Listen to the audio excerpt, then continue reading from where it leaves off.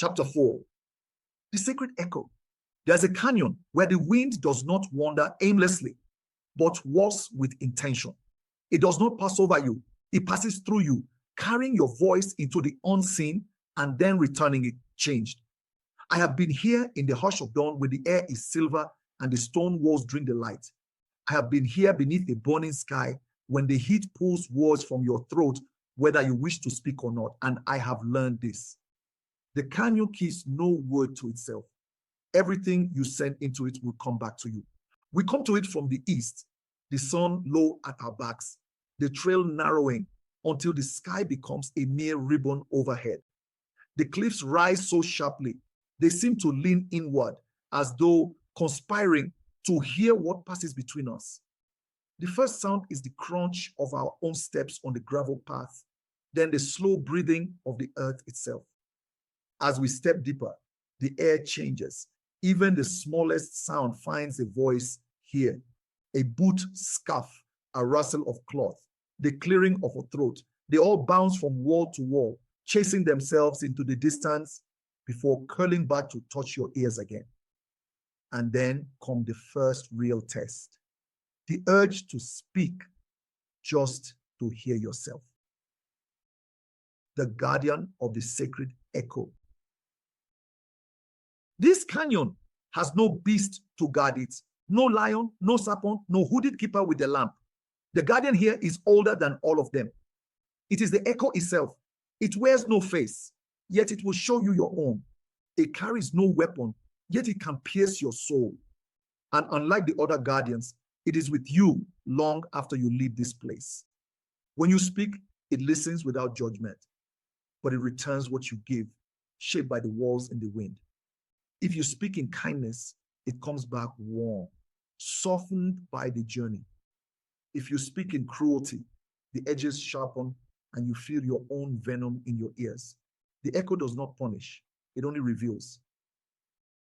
The first tale, Lovers in the Canyon.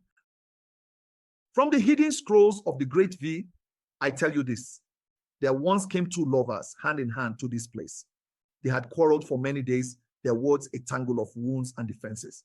They believed the canyon could help them find their peace, for they had heard the echoes sometimes soften hard hearts.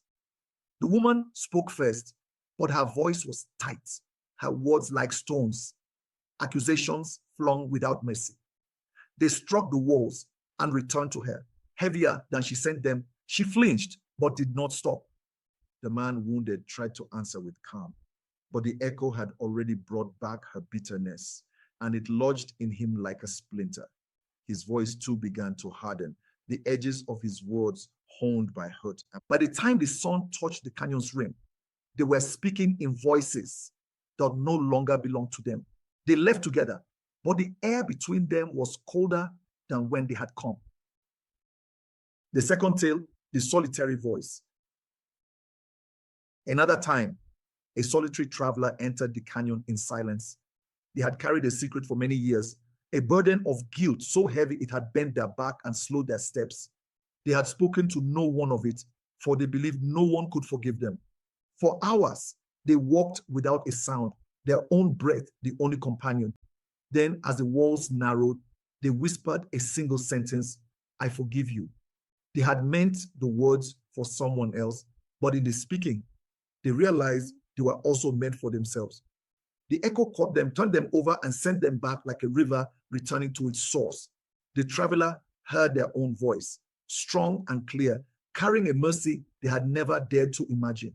They wept, not because the burden was gone, but because they knew now it could be set down. The echo's lessons. From the Great V comes the wisdom that the echo is a mirror of sound. In the Temple of Union, mirrors are made of polished stone or still water. Here, they are made of air and distance. The echo shows you the shape of your own voice, and in that shape, the truth of your heart. Every word is a seed. Some seeds grow quickly, others lie dormant for years, but all will return in time. In the way a child learns your tone without you teaching, in the way a friend's face changes at your praise, in the way a partner's shoulders tighten at your criticism.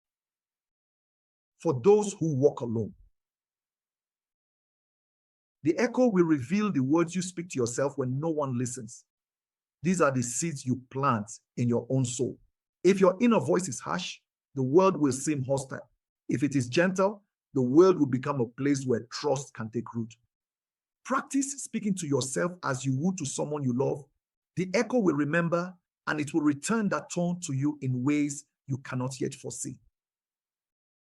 For those who walk with another, the echo is already in your home, your shared spaces, your moments of quiet.